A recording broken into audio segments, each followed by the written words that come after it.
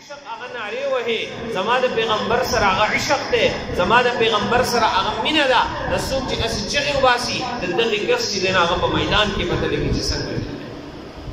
نن هم ډېر خلک هغه چغې وباسي زمونږ د پیغمبر سره عشق دی زمونږ د پیغمبر سره مینه ده چې ورته وګورې د ټولو نه اولنی مخالف د پیغمبر دی ځکه د دغه شکل و صورت د پیغمبر د شکل و صورت سره برابر نه دی نو څنګه عشق دی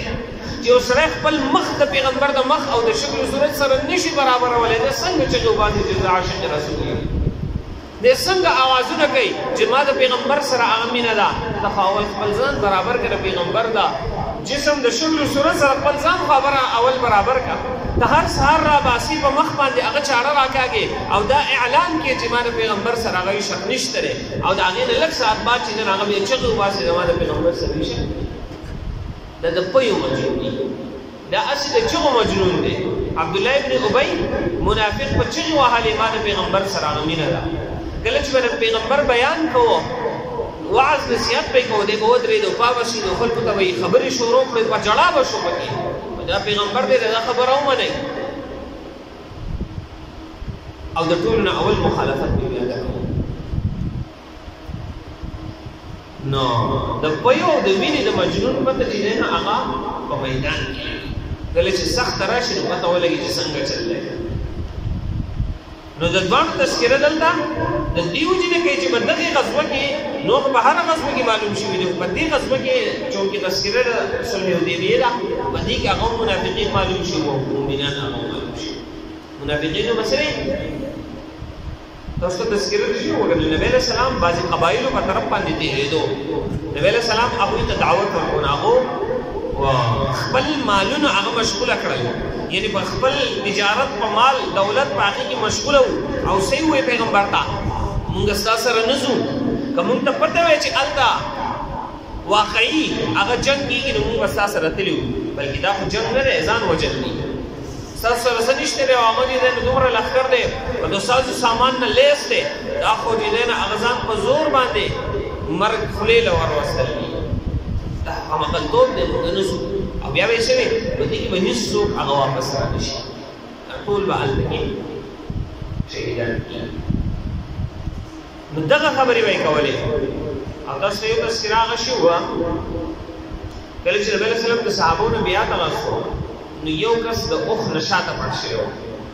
هغه بیعت نه وکړی د منافق نو په غزوه کې به د اصل موقع نه شاته کېدل منافقین دی به په غزوه کې هغه نه شریک کېدل یعنې کې به داسې چلو صلح دا مال غنیمت په حاصلېدو دې ته پته و چې جنګ نشته صرف مال غنیمت هلته به بیا مخکې د ټولو نه اول به بیا دې ولاړو دا هغه خلک چې کله ورته پته ولګي چې مال دولت حاصلېږي بیا مخکې چې کله ورته پته ولګي چې خبره خطرناکه ده بیا شاته بیا نه نو د دواړو تذکره ذکر کوي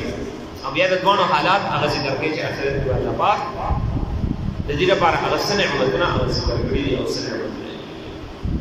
فرمایي الله هغه ذات دی انزل السکینة فی قلوب المؤمنین چې سکینه او سکون د مؤمنانو په زړونو نازل کړو سکون څرنګه نازل شو ګوره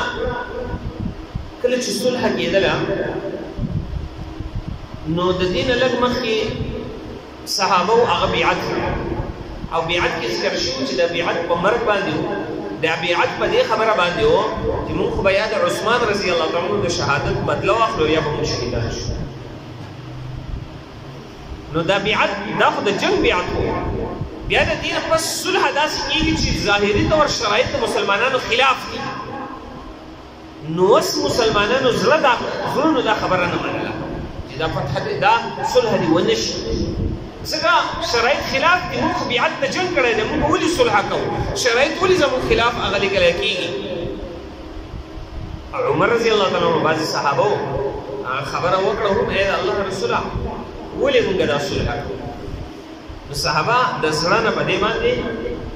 هغه خوشحاله نه وو خو تاسو ته مخکې هغه هم تذکره شوه ایمان نوم د اطاعت دی ایمان د دې نوم دی چې د نبی علیه السلام او د الله هغه تابعداري وکړی شي نه دا چې زموږ خواهش دا دی چې جنګ وکړو زمون خواهش داره چې صلح وکړو. نه، ایمان د دین نوم نه دی، د خپل خواهشاتو نوم نه دی. ایمان د دین نوم دی چې د پیغمبر او د الله هغه تابعداري وکړي. هغه تاسو ته وایي جنگ وکړو، جنگ وکړي. هغه تاسو صلح وکړو، صلح وکړه. نو دلته حکم د الله او د رسول و چې صلح دې وکړی شي، دغه شرایط تسلیم کړی شي. نو د صحابو زړونو نه منله، نو الله پاک په سکون او سکینت د خپل طرف نه الله پاک سکینه نازل کړه او د صحابو زړونو هغه خبره هغه تسلیم. عمر رضی الله تعالی عنہ سوي زه په خپل خبرو باندې انتهایی ستومانه د هغې د طرف نه ما څومره منځونه کړي دي، په دغه خبرو باندې د هغې په کفاره کې ما څومره صدقې ورکړي دي، څومره غلامان مې حاصل هغه آزاد کړي دي، بس د هغې نه ماته چې دی نه هغه سکون حاصل شي.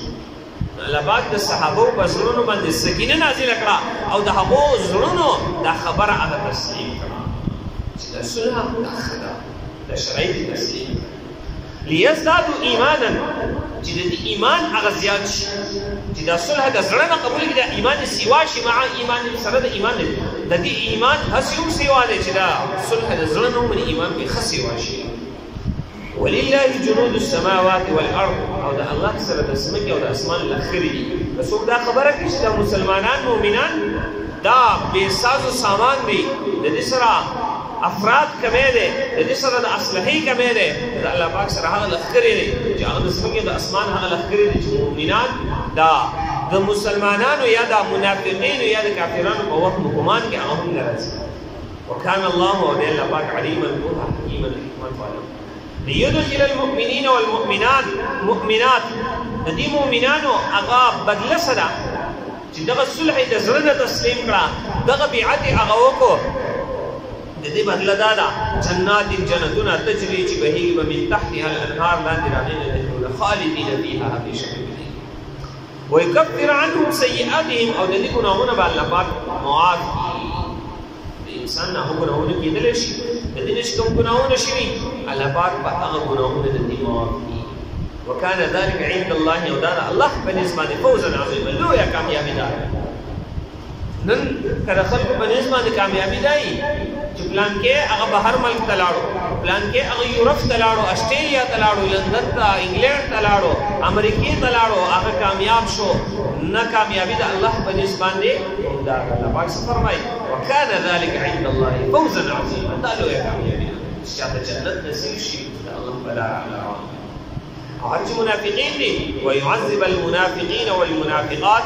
او عذاب ورکړي الله پاک منافقین سړو او منافقین ښځو ته، والمشرکین والمشرکات او مشرکین سړو او ښځو ته، الظانین چې ګمان کوونکي دي بالله په الله پاک باندې ظن السوء ناکار ګمان، علیهم دائرة السوء په دې باندې دا زمانې ناکاره ګردش دی. دوی به ګمانونه کول که نه چې د مؤمنان به واپس شي، دوی به ټول هغه وشي او دغه جنگ طرف ته هغه نه دی روان، بلکې دې چې دی هغه خپل هلاکت طرف ته روان دي. د دې چې کوم ګناهونه وو دا ګمانونه وو هغه ګمانونه الله پاک ختم کړی. وغضب الله علیهم په دې باندې الله پاک غصه دی، ولعنهم او لعنت دی په دې باندې، واعد لهم او تیار کړي د دې لپاره جهنم جهنم وساءت مصیرا او ناکاره ځای ده ورته دی.